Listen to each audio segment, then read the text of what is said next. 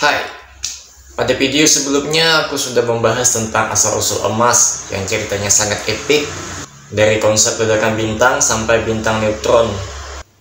Lalu kali ini aku akan membahas pertanyaan menarik. Apakah emas di dunia ini akan habis? Emas logam mulia yang sejak dulu menjadi simbol kekayaan, keamanan, bahkan kekuasaan, menjadi mata uang, menjadi investasi. Tetapi dengan penambangan yang sudah berlangsung selama ribuan tahun, muncul pertanyaan, seberapa banyak emas yang tersisa di dunia? Apakah kita akan kehabisan emas? Ayo kita telaah bersama berdasarkan data nyata dan perspektif ilmiah.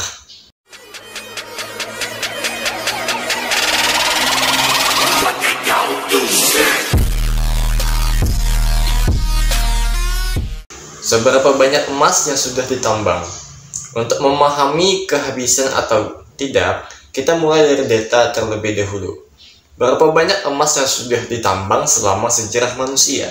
Menurut World Gold Council, sampai akhir 2024, diperkirakan sekitar 200.000 ton emas telah ditambang sepanjang sejarah manusia.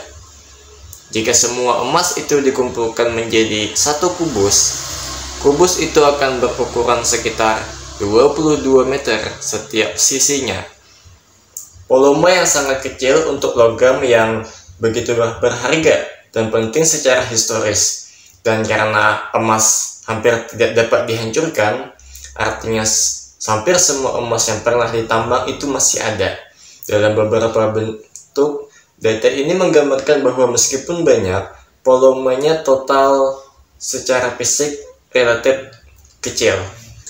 Dari jumlah itu, kira-kira 45% berada dalam bentuk perhiasan dan sekitar 22% berada dalam bentuk batangan dan koin menurut data WGC. Juga penting, sekitar 2/3 dari semua emas yang pernah ditambang itu terjadi sejak tahun 1950. Artinya dalam era modern dengan teknologi pertambangan yang lebih baik, produksi emas meningkat pesat. Kesimpulan, kita sudah menambang banyak emas, tapi apakah itu banyak atau sedikit dibandingkan potensi di bawah tanah? Mari kita lanjutkan ke bagian berikutnya, cadangan emas dan sisa potensial. Sekarang mari kita lihat bagian apa yang belum ditambang. Berapa banyak emas yang masih ada di bawah permukaan yang bisa diakses atau diperkirakan? WGC melaporkan bahwa research global, yaitu emas yang diketahui secara geologis dan secara teknis serta ekonomis, bisa ditambang sekitar 54.000 ton. Sementara resource, yaitu potensi emas yang lebih besar tapi dengan tingkat kepastian atau ekonomis yang lebih rendah, diperkirakan 130.000 ton. Namun ini belum berarti kematian emas, karena masih banyak emas tersebar di kerak bumi dengan konsentrasi sangat rendah atau di lokasi yang sangat sulit dijangkau.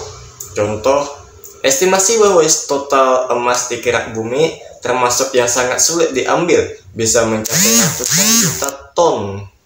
Jadi catatan penting, meskipun sudah banyak ditambang, masih ada emas yang diketahui dan potensial, tetapi semakin kecil bagian yang mudah dan ekonomis untuk ditambang. Produksi tahunan dan tantangan.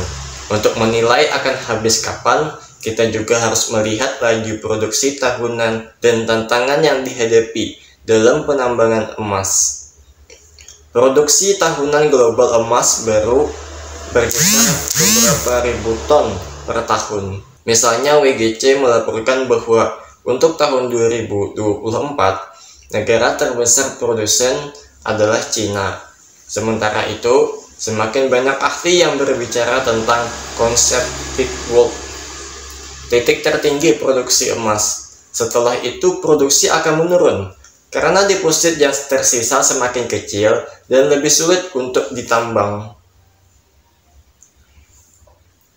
Tantangan-tantangan yang dihadapi termasuk kualitas biji yang menurun, lokasi tambang yang semakin sulit atau dalam, biaya yang semakin tinggi, regulasi lingkungan yang makin ketat, serta persaingan penggunaan lahan.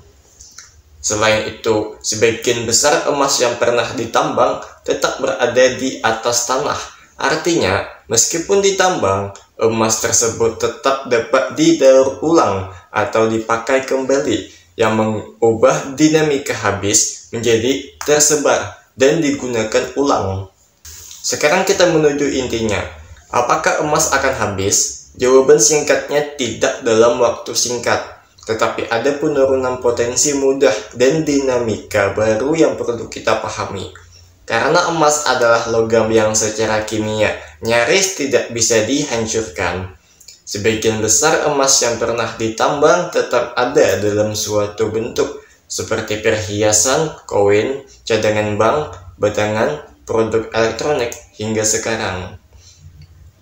Dari cadangan yang diketahui dan produksi tahunan beberapa ribu ton secara aritmatika, jika tidak ada penemuan cadangan baru dan produksi terus pada laju sekarang, bisa dibayangkan bahwa cadangan yang mudah diakses akan menipis dalam beberapa dekade ke depan.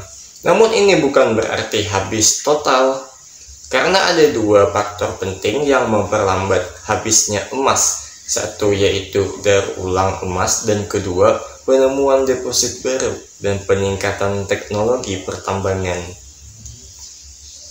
Contoh deposit baru bisa ditemukan ketika teknologi eksplorasi meningkat, atau ketika harga emas naik sehingga deposit yang sebelumnya tidak ekonomis menjadi ekonomis. Jadi meskipun cadangan yang mudah menipis, potensi tambahan bisa tetap muncul. Namun yang pasti, kemudahan untuk menambang emas semakin menurun. Biji menjadi lebih tipis atau lebih dalam, dan proses penambangan semakin mahal dan kompleks. Ini berarti biaya produksi per ton emas akan naik, yang bisa berdampak pada harga dan juga kemungkinan produksi menurun seiring waktu. Jadi dalam konteks edukasi habis, mungkin bukan berarti tidak ada sama sekali emas di dunia, tapi lebih ke emas yang mudah, murah, dan besar cadangannya akan menipis, dan kita akan beralih ke kondisi di mana ekstraksi emas menjadi semakin sulit dan mahal. Apa artinya buat kita sebagai individu, negara, dan masyarakat yang menggunakan emas sebagai aset maupun simbol? Bagi investor, emas tetap dianggap sebagai aset lindung karena kelangkaannya dan sifatnya yang tahan lama. Namun dalam jangka panjang, biaya produksi yang naik dan cadangannya menipis bisa mendorong harga naik atau membuat risiko lebih besar.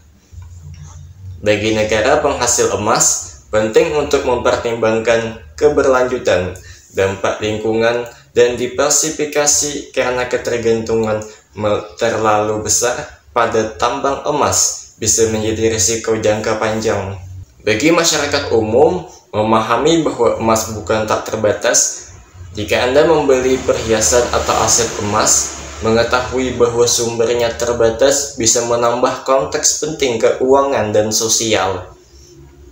Bagi edukasi, topik ini juga bisa membuka diskusi lebih luas tentang sumber daya alam, konsep finite resource, sumber daya terbatas, dan bagaimana manusia harus bijak dalam menggunakan dan mengelola sumber daya tersebut.